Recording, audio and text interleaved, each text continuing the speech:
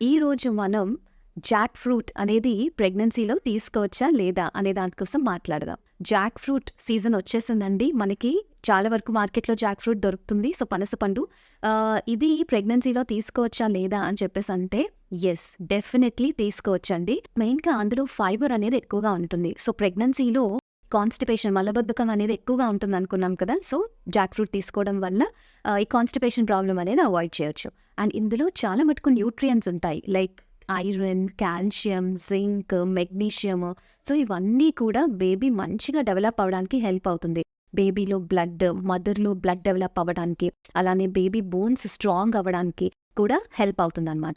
Vitamin C అనేది ఈ పనస పండులో ఎక్కువగా ఉండడం వల్ల మీ ఇమ్యూనిటీ అనేది బూస్ట్ అవుతుంది. ఇన్ఫెక్షన్స్ అనేవి రాకుండా ఉంటాయి. అయితే ఎవరు పనసపండు తినకూడదు అనంటే ప్రెగ్నెన్సీలో ఎవరికైతే డయాబెటిస్ ఉంటుందో వాళ్ళు తీసుకోకుండా ఉండడం అనేది మంచిది.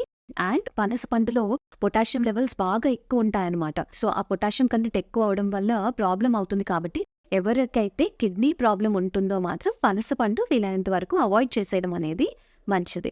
Hope you like this video.